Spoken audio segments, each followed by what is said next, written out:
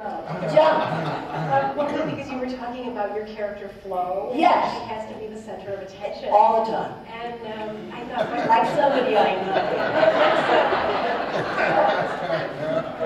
Yes, I am. well, let's talk about her in comparison because you're preparing two roles. Exactly. Of women Exactly. who are strong-willed Right. and proud and have a great sense of dignity, which is the Donna Rosa character Exactly. in my screenplay Mother of War. Right. And the character is quite complex. I mean, she's certainly of another generation, of another world. I mean, Right. she doesn't like the fact that her son, Giuseppe Garibaldi, has been called in to unite the country and to topple the monarchy and topple the popes. She's very closely connected to that world. Exactly.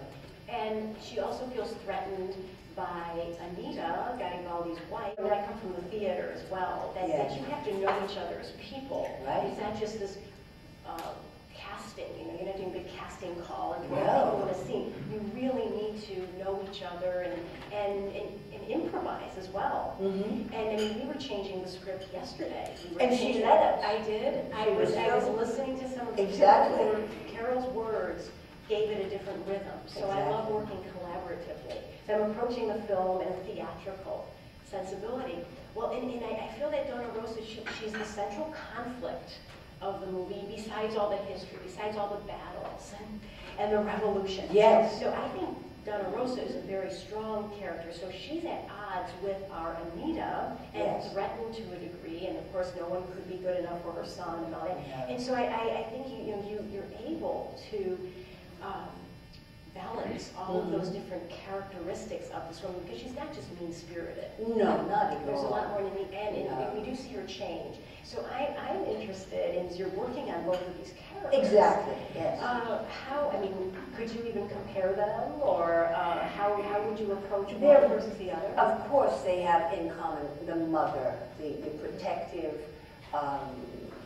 caring, compassionate. She's worried more than anything because Anita is pregnant when they come back from Brazil, and she's already had 3 babies in the background.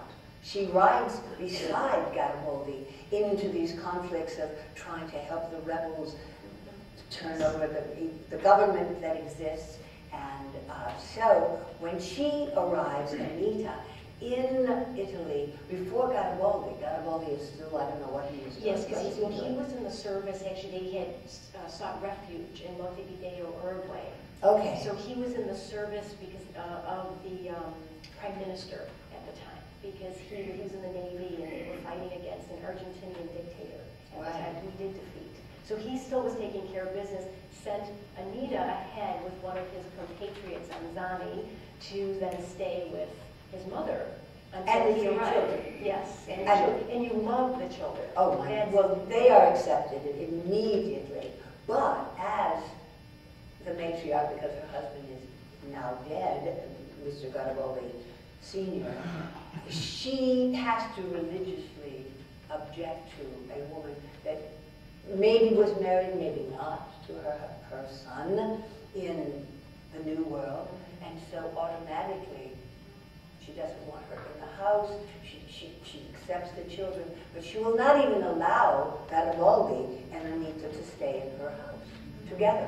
To sleep under the same roof. But they can be in the same room having spaghetti, but you can't go to bed with each other. That's like this. And yet, through all of that, she does come to love Anita, and it's her carrying that she's pregnant and she's going to go into battle again. And she says, well, you're deserting your children. You have no responsibility, and I can't face the future of their not having their mother. So that's what I fight with Anita about, and Garibaldi. So I am, in truth, the only opposing factor to Garibaldi and Anita's wonderful union, because she is this incredible horsewoman from, It's from the Brazil? Yes, from the From Gaucho. Brazil. And Gaucho, so she's been trained by her father and lost him at a very formidable time in her life, and that was a blow. And so she grabs onto Garibaldi, and it's a perfect match. They are both high activity, energy, level, intensity, fire. So it's beautiful. Yes. I didn't even know all this. Did you know this about Garibaldi? You see. Well, they kept it secret. Well, and when I not for long. Not for long. No, and I think too what you're describing, Carol, is so perfect because I wanted to convey the complexity of these people. Right. I think they're enshrined in history and monuments. I mean, Anita, as we discussed, her monument on the Janiculum Hill. In one hand, she's cradling an infant, and the other, she's wielding a pistol. Hence the title Mother of War. Right. And she's also buried there. But I think often when you see these names, certainly in Italy, the Garibaldi name is known, but it's all history. It's a lot of it can be kind of stuffy at times. Like, who were these people? What drove them? What kind of conflict? I mean, Garibaldi had a mother. Yes. And they were at odds with each other. Exactly. They had these certain domestic problems. And she had issues with her daughter-in-law. But this is, her daughter-in-law happens to be this larger-than-life, woman who wants to go fight in battle with her husband.